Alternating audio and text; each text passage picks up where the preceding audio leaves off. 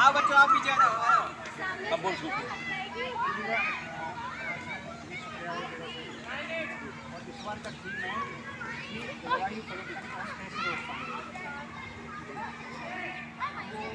Basically अभी तो पूरे वर्ल्ड में जो कॉमन एक समस्या आ गई है, हर एक देश का एक अलग समस्या सभी का लेवल पे एक कॉमन समस्या आ गई है, क्या है ग्लोबल वार्मिंग।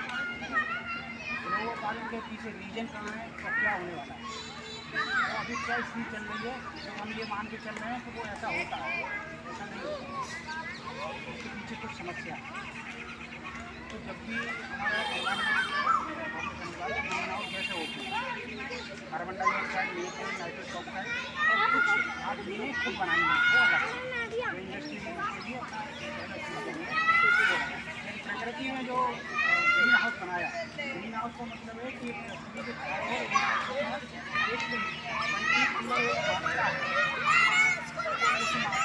ये अनुसार ये हमारा जो बीच का अर्थ का जो टेम्परेचर है वायुमंडल का, वो एक जो है औसत तापमान सीजन कंट्री के हिसाब से, जैसे जैसे पोल है हमारे गाँव तो उसका जहाँ जैसा सीजन है ठंडी का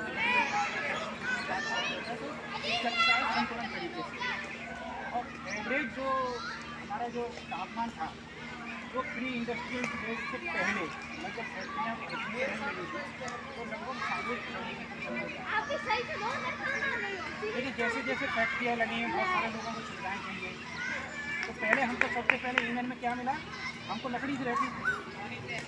तो कोई भी चीज़ जलाएंगे तो उससे कार्बन डाइऑक्साइड निकलती है, जलने से मीथेन निकलती है और जलने से नाइट्रस ऑक्साइड निकलती है और नाइट्रोजन के और भी कंपाउंड निकलती है। तो वो ऑक्सीजन के साथ मिलती है तो वो नाइट्रोजन जो है हो जाती है। जैसे नाइट्रोजन का कोई ऑक्सीजन, लेकिन जो ऑक्सीजन मिलती है उसको, इसीलिए वो अपना एक वो भी ग्रीन हाउस है।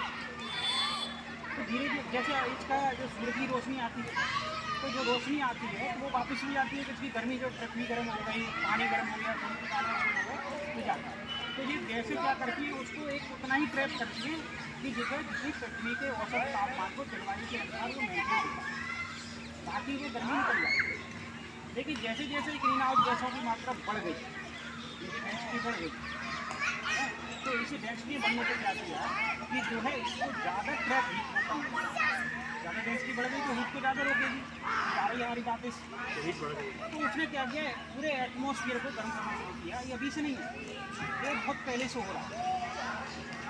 इंडस्ट्रियलाइजेशन हुआ इसका कभी नहीं हुआ, उसके कुछ बाद से शुरू हुआ। कार्बन डाइऑक्साइड की वो से 80 से 85 धीरे धीरे बढ़ते बढ़ते बढ़ते ग्लोबल वार्मिंग ऐसा नहीं है कि जैसे चलो उधर खड़े हो जाओ, रिकॉर्डिंग हो रही है, उधर खड़े हो। निकलती है बहुत सारी इन अंकल के पास इधर सामने नहीं इकट्ठी हो गई और नीचे से गर्मी आएगी तो रोकेगी ना, तो बादल हो जाते हैं तो उस टाइम जो है उस दिन रात में गर्मी लगती है, तो ये सेम फंक्शन इसका। तो इस तरह से होगा। बाकी कभी कभी सन फ्लेम आ जाती है, सन की फ्लेम तो वो भी करती है, ऐसे करके कई चीज़ें हैं। लेकिन मनुष्य ने क्या किया कि ये जो गैसें थी कंट्रोल में थी उसको बढ़ा दिया एटमॉस्फेयर। तो मनुष्य ने क्या किया, ग्लोबल वार्मिंग को बढ़ाने में एक्सीलरेट कर दिया। मतलब होता है ये, लेकिन धीरे धीरे होता है। तो इसमें क्या जीव, पेड़ पौधे और ये सब एडेप्ट कर लेते हैं धीरे धीरे। लेकिन एक्सीलरेट कर दिया मतलब वो इरेगुलर हो जाएगा। इरेगुलर में क्या होगा, जैसे बारिश कभी जैसे टेम्परेचर बढ़ा, जंगल काट दिए, लोग पेट्रोल खुद चलाते ही हैं। 1 लीटर पेट्रोल जलाने पे करीब 2.5 से 3 किलोग्राम कार्बन नहीं, लगभग 3 से किलोग्राम से ज़्यादा एक किलो। और जो है गैस जलाते हैं ना, गाड़ी की समझ लो, या फिर घर में जलाते हैं लकड़ी या कोई कंडा जलाने से 1 किलोग्राम निकलती है। हम जो बिजली फूकते हैं तो 1 यूनिट में 600-700 ग्राम पौधा लगता है, उससे भी 1 किलोग्राम के आसपास कार्बन डाइऑक्साइड निकलती है। तो हमें वेस्टेज में क्या करना चाहिए, जैसे मेरे पास कार है, मैंने 100 लीटर पेट्रोल ठीक है, 100 लीटर में कितना हो गया, 300 किलोग्राम हो गया। एक पेड़ 18 से 20 किलोग्राम कार्बन डाइऑक्साइड छोड़ पाता है। अब हमको उसके कैलकुलेशन कैसा रही, तो कार का हो गया, फिर हमें स्कूटर है, गैस जला रहे हैं, बिजली जला रहे हैं, तो कम से कम हम 5-10 पेड़ को लगाएंगे, भाई न्यूट्रलाइज करोगे किसी चीज़ का क्या फॉर्मूला होता है कि आपने कोई चीज़ की तो उसको न्यूट्रल करना है। आप न्यूट्रल नहीं करेंगे तो क्या होगा? जैसे गंदगी ये नाले में बहती है, हम सब लोग बातें जाते हैं पॉलीथीन प्लास्टिक जो भी केमिकल है, तो धीरे क्या होता है वो सड़ने लगता है, सड़ करके बदबू आने लगता है। तो इसी तरह से हमारा क्लाइमेट का हो गया है कि जो कार्बन डाइऑक्साइड मात्रा बढ़ रही है और मीथेन की बढ़ रही है। मीथेन तो सड़कने से निकलती है, अब नालियाँ चौक रहेंगी सब रहेंगी तो मीथेन तो बनेगी। ऐसे ही हमारा जो धान सबसे ज़्यादा मीथेन निकलती है, जो धान का खेत होता है तो उसमें हमेशा पानी भरा रहता है, तो उसी में वो बैक्टीरिया अंदर ही अंदर वो बहुत मीथेन निकालते हैं। जानवरों का अलग अलग फिर वो न्यूट्रलाइज हो जाता है कि उसमें डाला तो वहाँ के लिए आ जाता है। लेकिन ये धान का और जो आजकल जो सड़ रहे हैं स्टेकअप हो गया, फ्लो नहीं जा रहा, उससे बंद। तो हमको बेसिकली ये बता रहे हैं कि हमारे पास अभी जो कार्बन डाइऑक्साइड लेवल है वो 430 इसकी जो फर्स्ट लिमिट थी 350 ppm हमको रुकना चाहिए था। हम लोग नहीं रुके, 430 हो गया। 450 ppm में ये सेकंड लास्ट लिमिट है और ये 2030 तक बढ़ जाएगा इतना लगभग। तो हमारा वायुमंडल का जो औसत तापमान है जो मैं बता रहा हूँ तो अभी 1.5 डिग्री सेंटीग्रेड बढ़ चुका है, मतलब 16 डिग्री सेंटीग्रेड औसत बढ़ेगी हो चुका है। अगर ये 1.5 की ओर बढ़ेगा 2030 के बाद तो ये सब मतलब एनवायरमेंटल क्रैश होगा। जैसे अभी आपको समझ में नहीं आ रहा है, गर्मी का मौसम होना चाहिए था लेकिन बारिश आ जाती है, ओले आ जाते हैं, 2 दिन गर्मी पड़ती है, फिर बारिश आ जाती है, फिर 1 हफ्ते गर्मी छूट अप करती है, फिर लगता है कुछ होगा लेकिन फिर उसके बीच में फिर आंधी और पानी बारिश फिर आ जाते हैं। तो आपकी लाइफ जो है ना ये रबड़ जैसी है, कुछ बेटर नहीं, युद्ध से हो रहा है। युद्ध अलग फैक्टर है, युद्ध तो एडिशनल हो गया। जैसे मैंने कहा ना एक्सीलरेट करना, अब मान लो नॉर्मल एक्सीलरेट आदमी कर रहा है अब युद्ध और उसका एक्सीलरेट कर देगा। मान लो उससे हो रहा था मतलब 4 ppm बढ़ रहा था, युद्ध से 5 ppm हो जाएगा, तो उसने एक्सीलरेट कर दिया, हो तो रही है।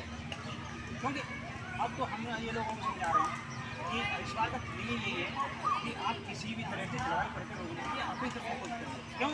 आप ये मान के चले ये तो प्रकृति करती है, प्रकृति का अपना हिसाब है, आदमी का अपना हिसाब। तो हम लोगों को कम से कम जो भी हम अपनी तरफ से संरक्षण कर सकते हैं, मान लो पेड़ नहीं कोई लगा सकता। हमने एक कंसेप्ट दिया था 2 साल में आगरा में, तो हम कर नहीं पाए। आपके पास जगह नहीं है, कोई टेंशन नहीं, छत पे ज़्यादा पेड़ नहीं रखने, आप आंगन में रख सकते हैं। जगह तो 50 किलो का ड्रम लो या 25 किलो का लो, उसमें कोई सा भी पेड़ लगा दो, अशोक का पेड़ लगा दो, उसकी ट्रिमिंग करते रहो, 15 फुट हाइट से ज़्यादा मंगवा दो, या बरगद का लगा दो, किसी का हम लगाए आप 15 फुट से ज़्यादा मत जाने दो, तो उसका क्या वो फैल जाएगा, उसके आप आराम से तो ड्रम में लगा रहेगा। जब आपको लगता है सर्वाइव नहीं कर रहा, उठा के कहीं ऐसी जगह पर उसको ज़मीन में लगवा दो। तो ऐसे ही करके सब लोगों को करना चाहिए। हाँ, जो लोग जिनके पास वास्तव में नहीं कर पाए तो वो जो है वो लोग क्या करें कि जो भी अपना उपाय कर सकते हैं, पेड़ बचाना, कॉफी बचाना, कपड़े बचाना, कपड़े में बर्बादी नहीं करना, खाना का बचाना, बिजली के जो भी कर सकते हैं, तो हरी चीज़ें मिल जाए। अगर हमने ये नहीं किया और टेम्परेचर एवरेज से 2 डिग्री सेंटीग्रेड मतलब 0.5 बढ़ चुका है, 0.5 डिग्री सेंटीग्रेड बचा हुआ, अगर ये क्रॉस कर गया तो हमारा जो लाइफ है ना खास करके एशिया में प्रगति सबकी होनी है, लेकिन हर एक की अलग अलग तरह से होगी। लेकिन हम लोगों का एशिया में जो कंट्री हैं जैसे भारत हुआ, चीन हुआ, पाकिस्तान हुआ, बाढ़ आएगी तो इस तरह आएगी आपको समझ ही नहीं आएगा। पता लगा अभी ऐसा है, पता लगा आप सो रहे थे 4 बजे इतना आया कि आपको पता ही नहीं। ठीक है, तो इस तरह से जो क्लाइमेटिक डिसास्टर हो गए तो हम उस तरह से किस तरह से बचें, तो उस बचने के लिए हम लोगों को कह रहे हैं आप अपनी तरफ से कोई भी उपाय पानी जो भी चीज़ है आपको समझ में आता है आप उसको बचाओ। आप ये खेलने आए ना रैकेट है, ये चिड़िया है, ऐसा नहीं है कि पैसा है। आपने देखा ना कई जैसे हिमाचल में और उत्तराखंड में गाँव के गाँव गए ना, शहर के शहर में पैसा तो उनके पास नहीं था, तो क्यों नहीं रोक पाए? रोक लेना चाहिए। हाई टेम्परेचर से एक काम और होता है, आदमी का मेंटल वर्किंग फंक्शन। मान लो कोई ड्राइवर गाड़ी चला रहा है, हाई टेम्परेचर चल रहा है, मान लो 48 डिग्री है ना, तो सामने से गाड़ी ला रहा है, उसके में AC भी नहीं है, उसका दिमाग ओवरलैप कर दिया गर्मी की वजह से, आप क्या करोगे? हम तो अपने में चल रहे हैं ना ठीक से, उसका क्या करोगे आप?